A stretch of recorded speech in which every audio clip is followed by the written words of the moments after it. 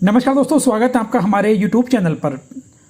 और आज हम बात करने वाले हैं भारतीय रेलवे बोर्ड की एक महत्वपूर्ण घोषणा के बारे में, जो कि 16 अप्रैल 2025 को जारी की गई है। तो चलिए इसकी बारीकियों को समझते हैं और जानते हैं कि इससे रेलवे कर्मचारियों पर क्या असर पड़ेगा। तो वीडियो को शुरू करते हैं। दोस्तों, रेलवे बोर्ड के द्वारा एक आदेश सभी जोनल रेलवेज और प्रोडक्शन यूनिट्स को भेजा गया है, जिसमें इंटर रेलवे और इंटर डिविजनल ट्रांसफर एप्लीकेशंस के लिए एक नई प्रक्रिया की शुरुआत की गई है।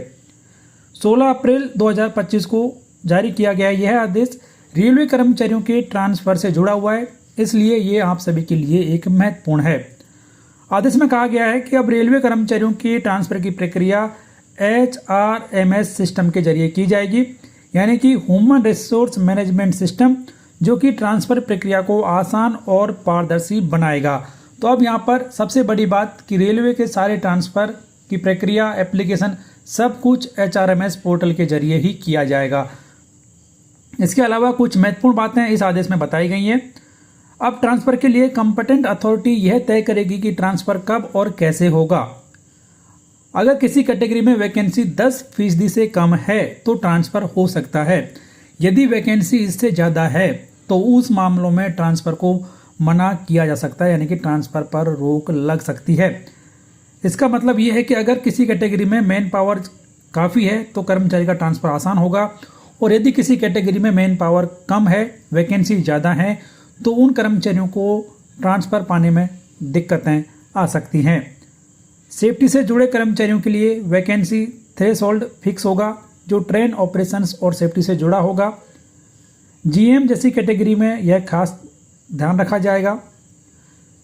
HRMS के जरिए इस प्रक्रिया को लागू करने के लिए फील्ड स्टाफ को HRMS की ट्रेनिंग भी दी जाएगी।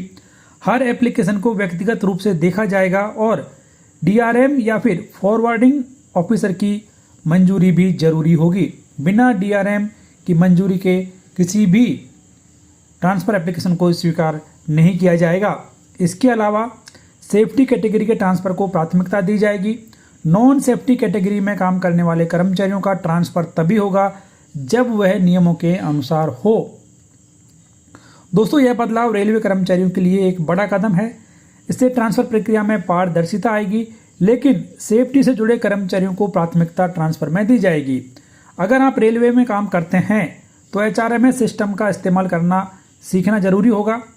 साथ ही अपनी एप्लीकेशन को ध्यान से भरना होगा, क्योंकि हर केस को अलग अलग देखा जाएगा। तो दोस्तों, यह थी रेलवे बोर्ड की नई गाइडलाइंस की जानकारी।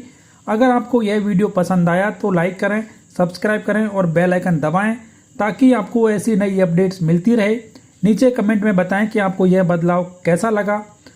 तब तक के लिए आप सभी को धन्यवाद। और दोस्तों, यदि रेलवे बोर्ड के द्वारा ट्रांसपेरेंसी को लेकर ये जो बड़ा कदम उठाया गया है, इसमें आप कोई बदलाव चाहते हैं तो कमेंट बॉक्स में जरूर लिखें। तो फिलहाल इस वीडियो में इतना ही। वीडियो देखने के लिए आप सभी को बहुत बहुत धन्यवाद।